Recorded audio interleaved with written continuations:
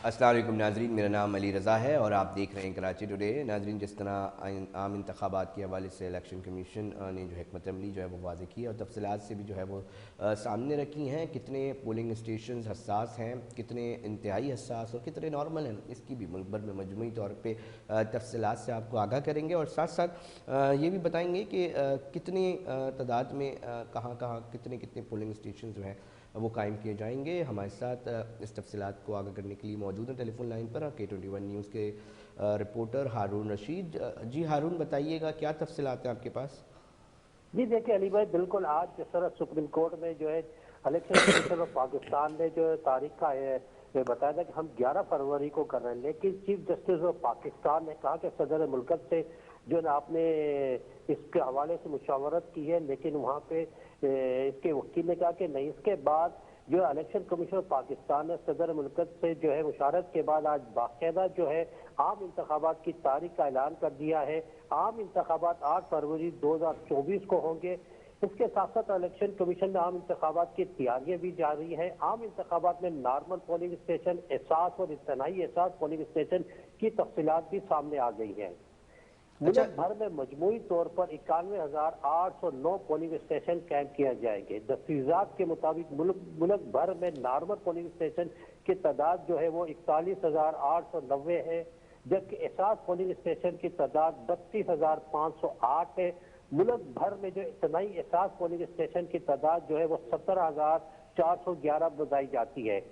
अगर हम बात करें सूबों की तो पंजाब में जो है 15,829 एहसास, जबकि 6,500 जो है पोलिंग स्टेशन इज्तिमाई एहसास इकरार दिए गए हैं। तस्वीरात के मुताबिक सिंध में जो है 8,030 एहसास, जबकि 4,430 जो है पोलिंग स्टेशन इज्तिमाई एहसास होंगे। इसके साथ साथ सूबा बलूचिस्तान में जो है 2,070 पोलिंग स्टेशन जो है वो एहसास है, जबकि 2,038 पोलिंग स्टेशन जो है वो इज्तिमाई एहसास बताए जाते हैं।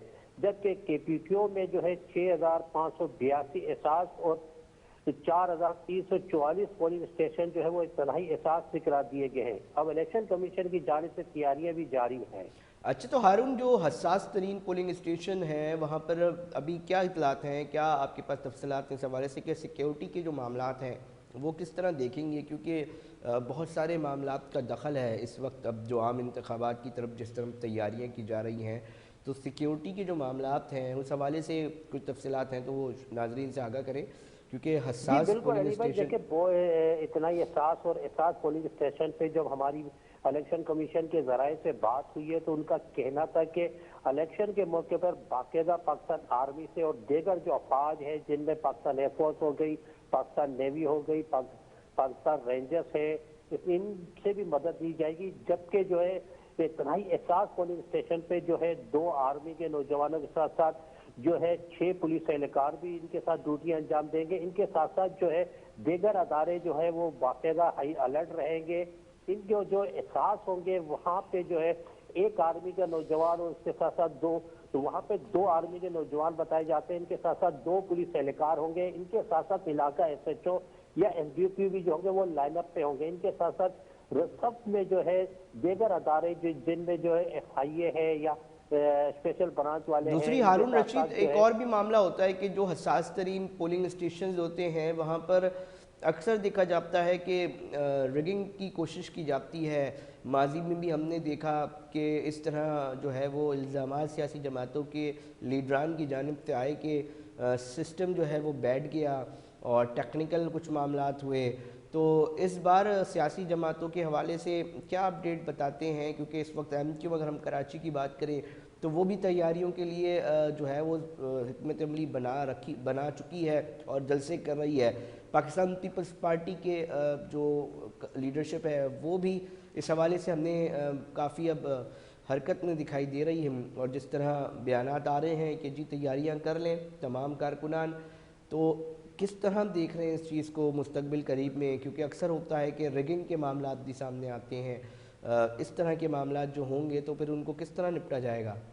जी देखिए, बिल्कुल अली भाई, बदकिस्मती कि हमारे मुल्क में जब भी इलेक्शन हुए हैं जो पार्टी या जो वहाँ का एक नुमाइंदा हारता है تو وہ ہمیشہ الزامات لگاتا ہے. یہ ایک تو روایت ہمارے ملک میں ہے ہی. اس کے ساتھ ساتھ جو ہے وہاں پہ اب دیکھنا یہ ہے کہ پچھلے تمام الیکشنوں سے اس بار کا الیکشن جو ہے وہ زیادہ اہمیت کا حامل ہے، کیونکہ اس وقت جو ہے تین جماعتیں جو ہے وہ زیادہ جو ہے اس وقت جو مقابلے میں ہمیں نظر آتی ہے، جن میں پاکستان مسلم لیگ نون، جن کی قائد جو ہے نواز شریف بھی جو پاکستان میں آگے ہے. اس کے ساتھ ساتھ جو ہے پاکستان پیپلز پارٹی کی قیادت جو ہے اس بار جو ہے بلاول بھٹو کے ساتھ ساتھ آصف علی زرداری کریں گے.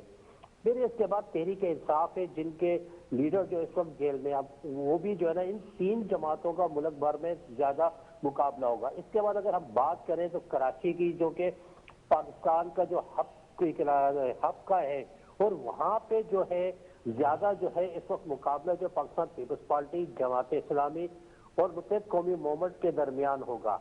اب یہ تینوں جماعتیں جو اپنی الیکشن مہم چلا رہی ہیں، اب دیکھنا یہ ہے کہ پیپلز پارٹی بھی اس بار جو ہے کراچی سے زیادہ سیٹیں لینے کا دعویٰ کر رہی ہے، کیونکہ ہمیشہ ہم پچھلے تمام الیکشن کو اگر مد نظر رکھیں تو صرف ضلع منیر ہو گیا، یا اب جو ضلع کیماڑی بنا ہے، یا لیاری سے پاکستان پیپلز پارٹی ہمیشہ جیتتی آ رہی ہے.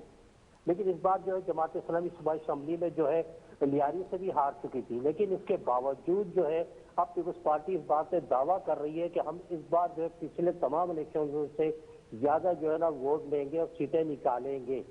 اب دوسری جانب جو ہے متحد قومی موومنٹ، جو کہ پچھلے الیکشن میں تین حصوں میں جو وہاں پہ کراچی میں الیکشن لڑ رہی تھی، اب وہ تینوں جو ہے ایک ہو چکے ہیں، جن میں ایک متحد قومی موومنٹ پاکستان ہوگی، فاروق ستار ہو گیا، اور کیونکہ ابتدائی طور پہ اب جو ہے نا وہ امیدواروں کے حوالے سے بھی جو ہے وہ چیزیں فائنلائز کچھ کی گئی ہیں.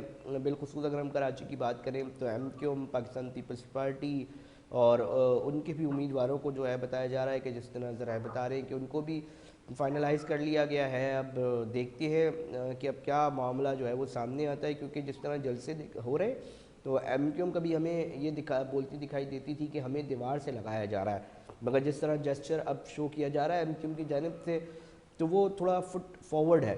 اور اگر ہم بات کریں جلسوں کی تو وہ جو ایک رائے عامہ ایم کیو ایم کے حوالے سے بات کی جا رہی تھی کہ یہ اب ختم ہو گئے ہیں، یہ اب بالکل دیوار سے لگ گئے، یعنی کہ ختم، اب ان کی پاپولیرٹی اس طرح نہیں رہی ہے.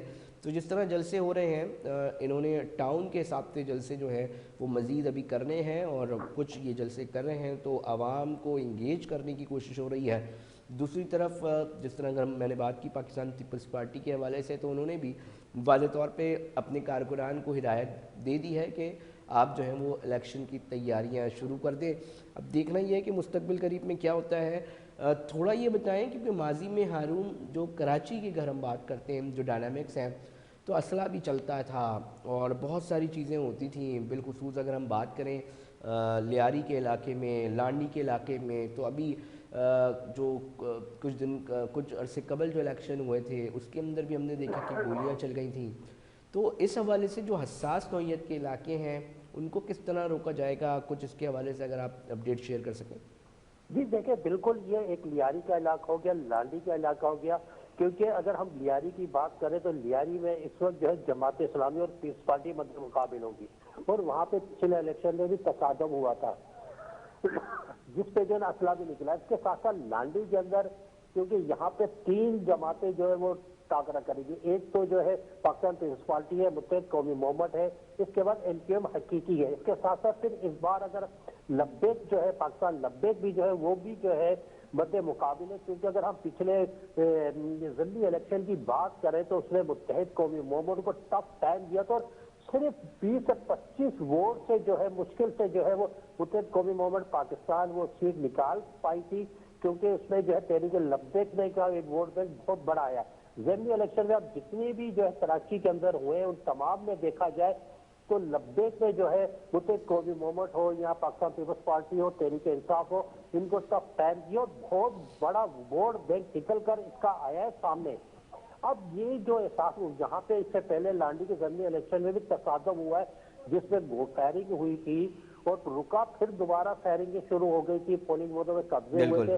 اس میں بھی اس بار جو ہے پاکستان آرمی سے نہیں، لانڈی والے الیکشن میں تو ہارون آمنے سامنے گولیاں چلی تھیں، وہ تو ایک الگ ہی سلسلہ تھا جس میں لوگ بھی جاں بحق ہوئے تھے، جانیں بھی ضائع ہوئی تھیں. تو یہ کون سا الیکشن ہے جو کہ مطلب اب دیکھیں نا اس معاملے میں اگر ہم دیکھتے ہیں تو لوگ اپنے مسائل کے حل کے لیے اپنے نمائندوں کو چننے کے لیے اپنا جو حق ہے وہ اس کو پریکٹس کر رہے ہوتے ہیں، اور اس جگہ پر آ کے جب اس طرح کے معاملات سامنے آتے ہیں، لڑائی جھگڑے اور اتنی شدت کے جانیں ضائع ہو جاتی ہیں، تو بہت افسوسناک واقعات اس طرح رپورٹ ہوتے ہیں۔ تو کوئی ایسی حکمت عملی اس بار بنائی جائے گی، کیونکہ بتایا جاتا ہے کہ جی انٹیلیجنس رپورٹس ہوتی ہیں کون کون سی جگہیں، جس طرح ابھی ہمیں بتایا جا رہا ہے الیکشن کمیشن کی جانب سے کہ کون سے حساس ہیں، کون سے انتہائی حساس ہیں۔